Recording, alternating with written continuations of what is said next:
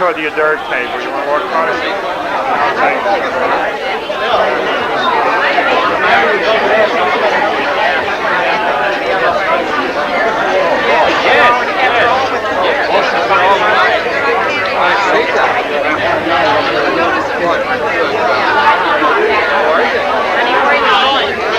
Can you get a picture? We all had an anniversary since I've seen you and everything else. You made all kinds of money out of it on Las Vegas. How you doing? Smile. You're on camera. Smile. You're on camera. You're going to be on camera tomorrow. I know it's very smile.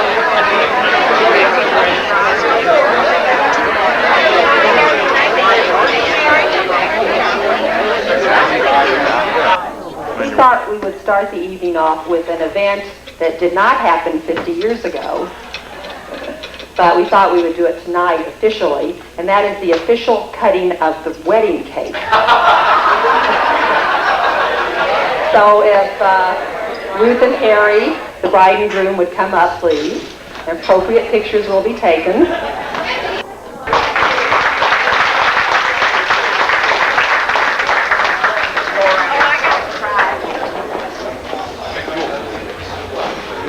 I think maybe to start things off, if we would all maybe sing Happy Anniversary would be appropriate at this time. You started. Happy Anniversary to you. Happy Anniversary to you. Happy Anniversary to you. Happy Anniversary to you.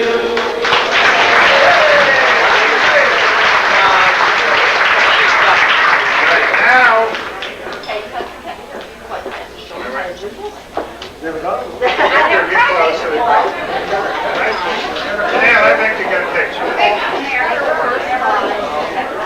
The first time, right? I was like, why y'all so quiet?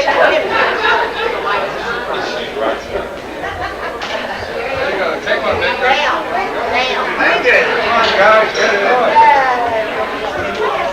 I didn't even see the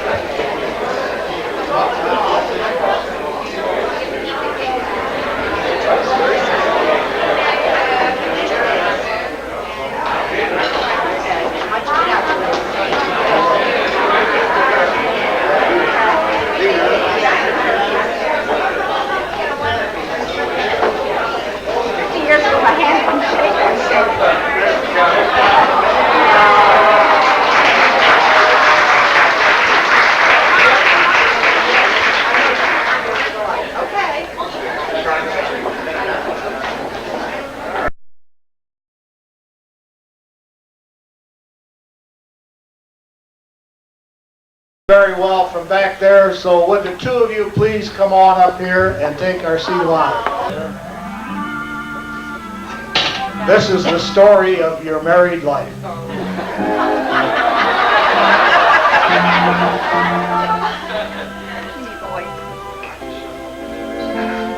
Do you remember that song? The house to my affection. Ruby K. Ruby K. And Dorothy Lamar sang it. At the Chase Hotel in St. Louis. Chase Hotel? Right. How about that? Let's go back just a little bit before that night. And I think I heard that it was Harry James that was playing. No? Okay. Herbie K. Herbie K, okay. Right. Hey, Ruth was the office manager for her father and uncle. And after a short courtship, they were engaged. Then some problems arose. Harry, what was the hold-up on your wedding arrangement? Hold-up. The wedding arrangement, well, We were ready to go, but our folks weren't ready to go. So we left them and took off. That's it. And we wound up in St. Louis. And we stayed at the Chase that night. Well, we didn't stay together before we were married. not 50 years ago, it's different than now. We rode the train all night, so we got there in the morning.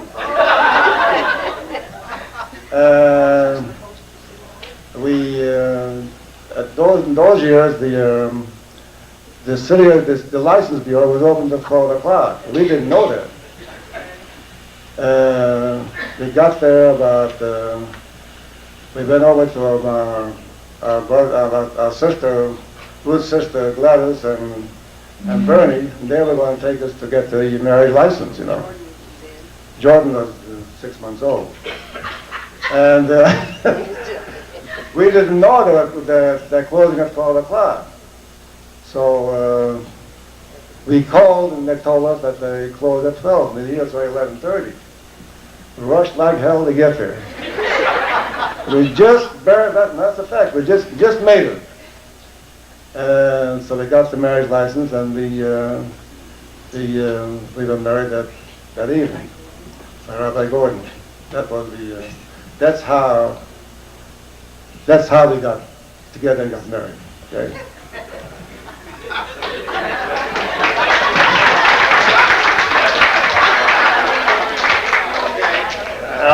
I think Gladys may have something to tell us about.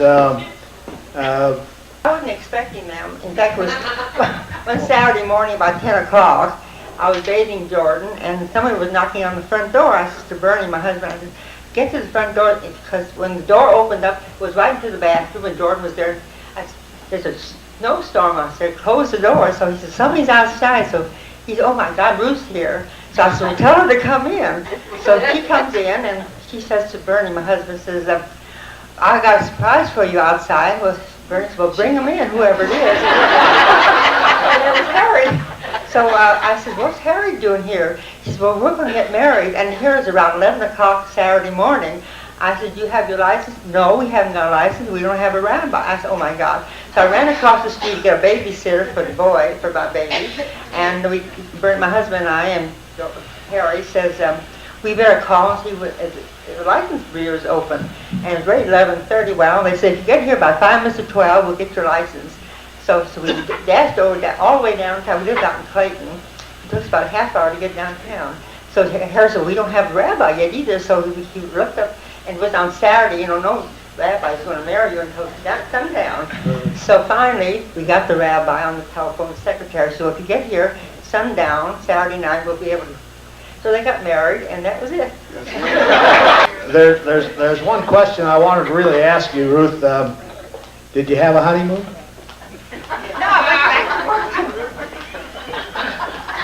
work. No, we came back to Kansas City Sunday, and my folks didn't know we were getting married, neither did Harry's folks, and we went back to work, and our plane, we didn't have planes those days. Our train was late. My dad and Mr. Gresson, my uncle, said, you're late. I said, we got married.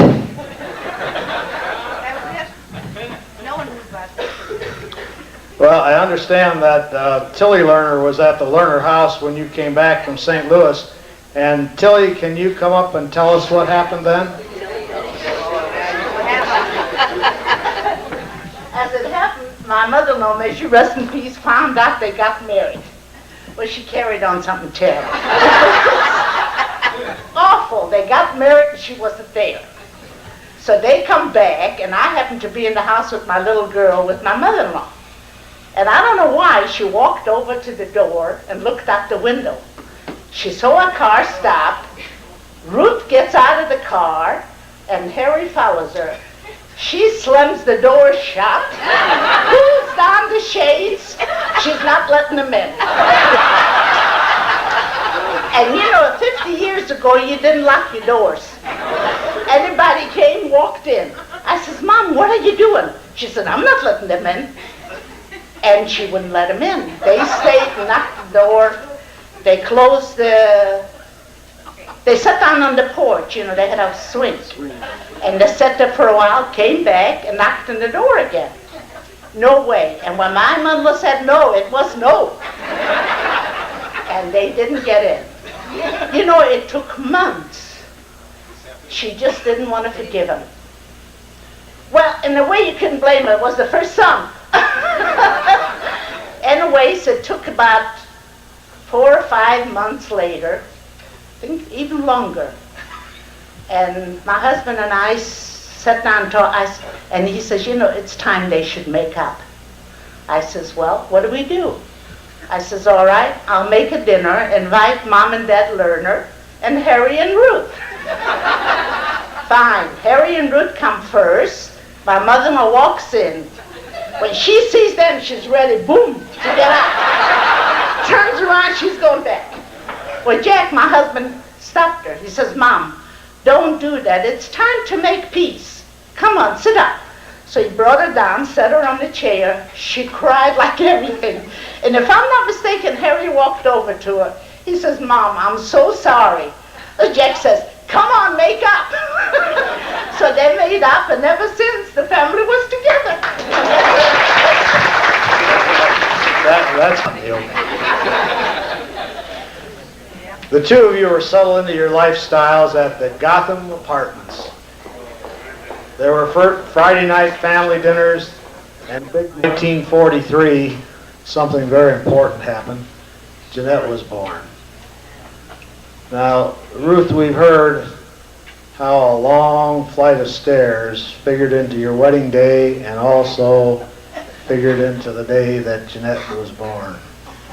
You want to tell us about that? No.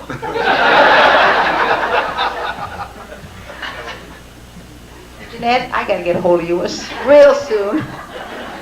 You talking about when Jeanette was born? Yeah. St. Mary's Hospital. Anybody remember St. Mary's at 29th and Main had 150 steps? Everybody's raising their hand. Straight up on steps, but we didn't know that there was an emergency entrance on the back. So I walked up 25 flights of steps. I almost didn't make it. Harry was back and he pushing me.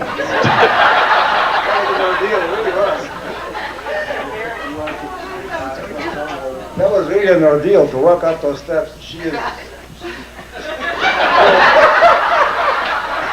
I didn't know what to say, but she was about ready, you know. Hey, keep on walking those steps. And I said, are you sure we can make it?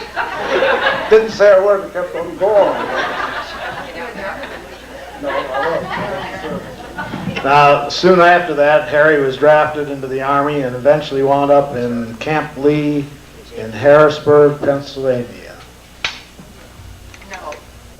Time passed on, and after a stint at the Army Hospital in Springfield with a back problem, Harry returned home and went into business with his brothers and Jack Glenn.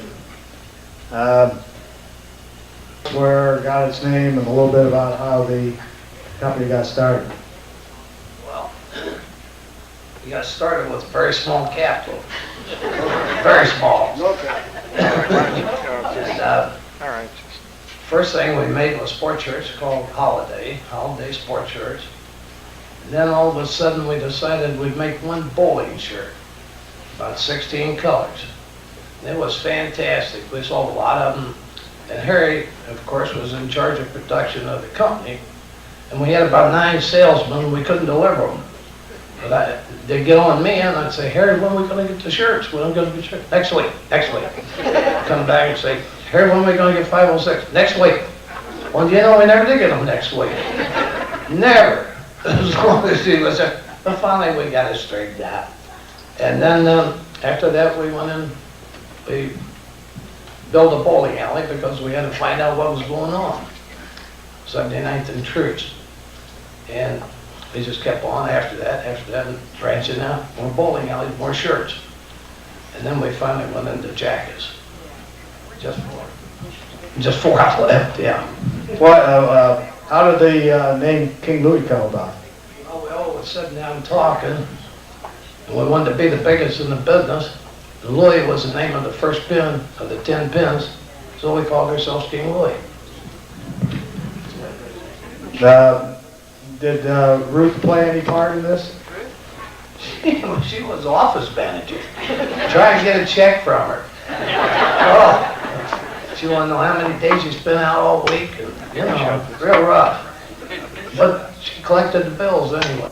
In helping get the first King Louis Bowling Center, I think that you called it.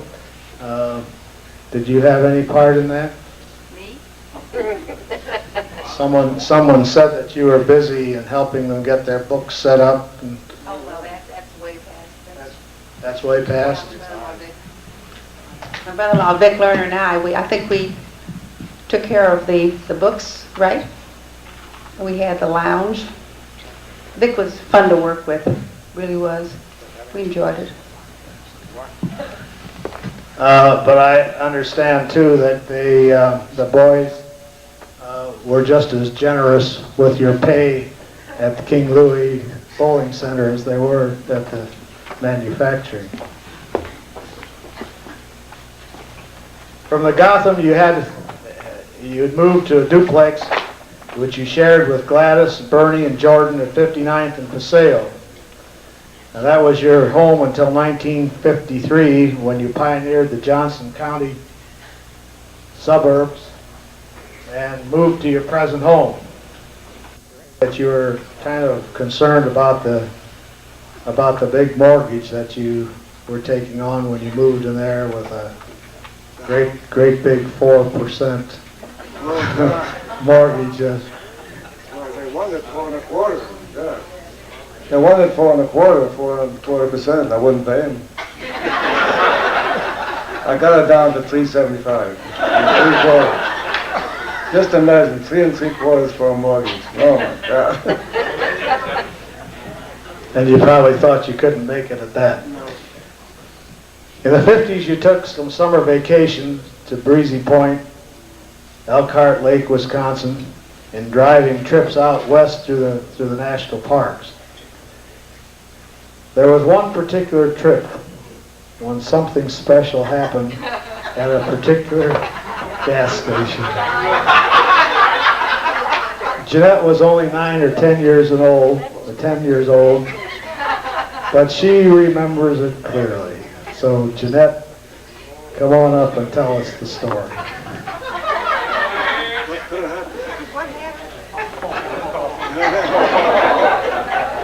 I think everybody here knows that story. When we started taking car trips, it was soon apparent that I got car sick unless I sat in the front seat. So from then on, I would sit in the front with Dad, and Mom would stretch out in the back, which was fine. Yeah. Except we stopped on one trip, I think it was in Indiana, somewhere. Stopped for gas, and Mom and I went into the ladies' room. And I came out, I was finished first, so I came out, got in the car, and we drove off. And I was, it was fine. I was in the front seat. I didn't know I was a kid. Yeah. And pretty soon I understand why'd we turn around? You didn't hear anything. Let the mother do it. She's the one that got left behind.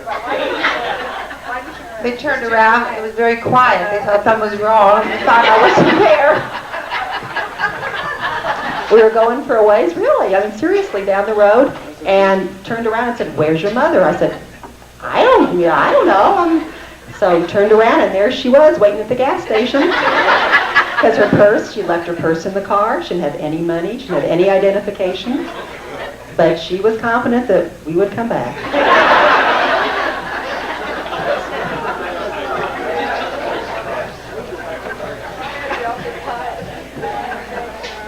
In the 60s, Harry's weekly trips to Baxter Springs factory continued.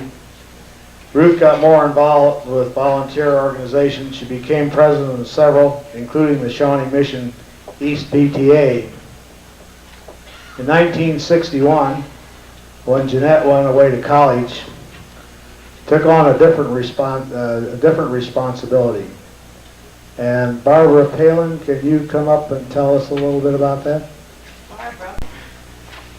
Of course, I wasn't around 50 years ago. And of course, Aunt Ruth and Harry were always very dear to me, but I really didn't get to know them really well until the early 60s. And I wrote a little poem to tell you all about what happened. Harry and Ruth were not having fun. Jay was away in fall of 61. At first they would pout, and then they would shout. Now a new life for them had begun. What should I do, Ruth often would moan. Do something fun, he often would groan. Let it be worthwhile, and put on a smile, and don't sit and drink Chivas alone. Soon she decided what she should be. Mother to one, aunt to 43. She would spend her time in a life of crime with the clever girls of BBG. Our Aunt Ruth would keep our secrets well. On our mistakes, never would she dwell. She just about croaked when she learned that I smoked, but my appearance she never did tell. At first I thought that she would rebel when she heard a nasty damn or hell. She often would frown, but I knew deep down she never really ever would tell. Slumber parties there always were swell, fond memories on which I like to dwell. Boys slept there too. It was like a big zoo. Aunt Ruth told us never ever to tell. Where, you ask, had Uncle Harry gone when all this was really going on? While he was around, not uttering a sound, while we all kept him up until dawn. So here's to Aunt Ruth, she's number one, and Uncle Harry, you're really fun. We think you're both great, you really do rate. Aren't you glad that I'm finally done? Washington was for the 1969 presidential inauguration. I think Stan and Shirley Rose were there with you, and will one of you come up and tell us? Well, here, we managed to remain good neighbors and friends despite the fact that Jeanette and my good friend, former Congressman Bob Ellsworth, were very busy getting Richard Nixon elected. And Shirley and I used to stop in Washington every once in a while and tell Bob he was crazy, that Richard Nixon would never make it. But thanks to the diligence of Jeanette, who was Bob's, she would say, right-hand woman, administrative, his own administrative aide, I guess, it happened. And the Levinses, Mr. and Mrs. Brem, Levins, Brem and Esther, and Shirley and I, and the two of you agreed to meet in Washington for the inauguration, which we all attended, and I got a terrible case of claustrophobia, but I managed to enjoy myself just the same. We met at 8, or was it 9, dressed fit to kill in clothes so fine. You look so proud, as parents should. Jeanette's big boss at last made good. That inaugural in Washington we shared with you and had such fun. We've kept this picture on the wall to remind us that we had a ball. Is the picture here, or where's the picture? Anyway, we did have a picture that in color. It's in the book. It's in the book. I just wanted to add one thing more. The following night you gave a very, very interesting and wonderful dinner. I can't remember where it was, and we attended. And one of the guests, this was a very, very novel dinner because one of the guests was someone from Atlanta by the name of Beauregard Tannenbaum. Jeanette, you remember Beauregard Tannenbaum, whose grandfather was a colonel in the Confederate Air Force. I thought that was one of the highlights of the entire trip. Here's the imperial trip. Came on your return to New York. Jeanette was waiting there to greet you, and she had a special guest with her. He's also here this evening. Sheldon, come on up here.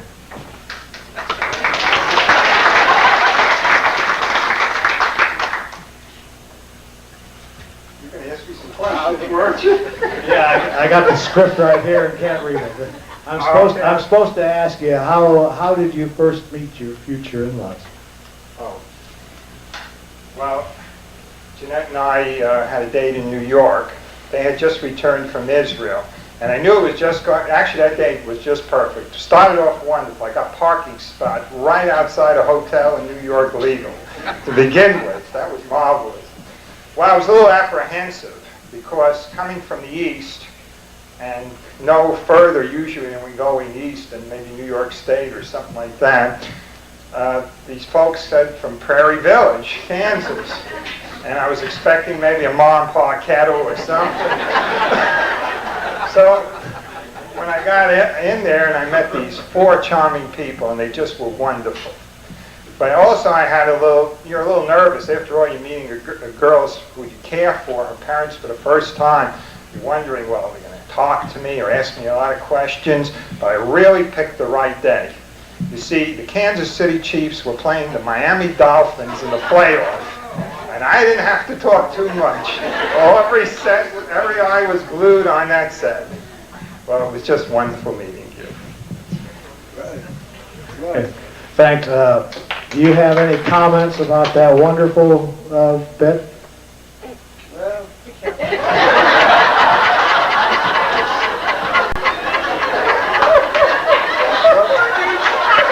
what can you say? You meet him for the first time, you know?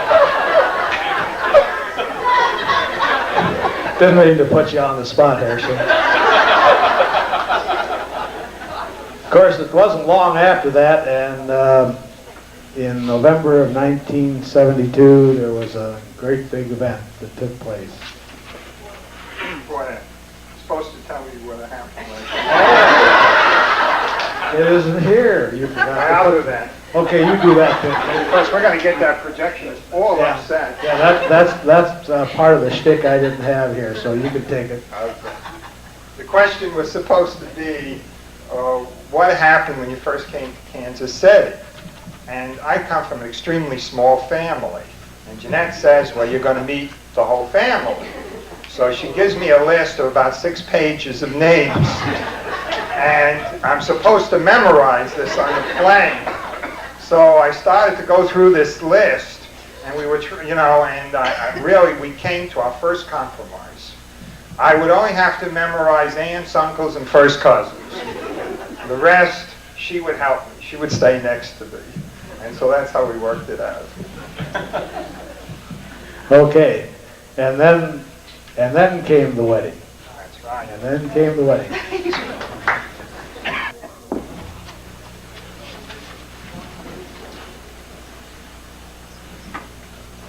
But the best news came less than 2 years later. Sheldon and Jeanette were moving back to Kansas City from Washington, D.C., and they were bringing with them a soon-to-be-born grandchild. Victor Joseph Wishna, the light of your life, was born September 4th, 1974. And he's brought much joy to you and all of us since then.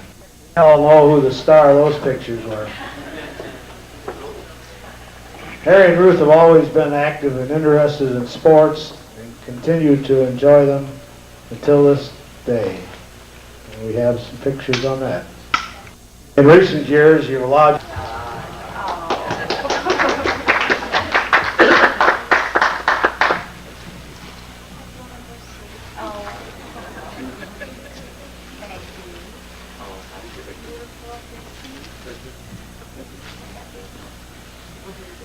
Sheldon and Jeanette also have something to say. Sheldon and Jeanette.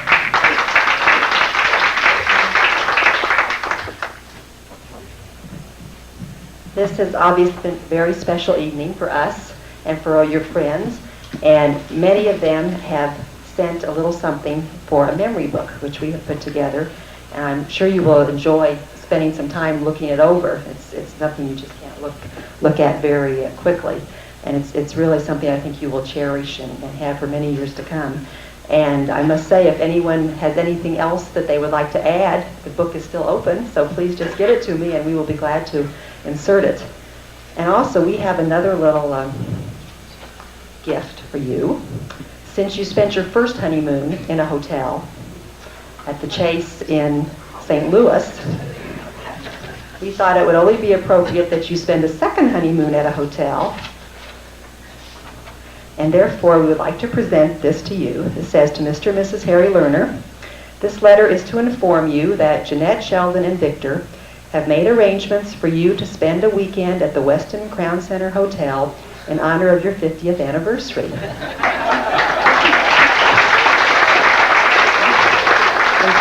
Included in your special weekend are the following: deluxe guest room for 2, complimentary valet parking. You'll have a car this time. Dinner for 2 at the top of the Crown, cocktails included. And breakfast the following morning, room service or the Garden Restaurant.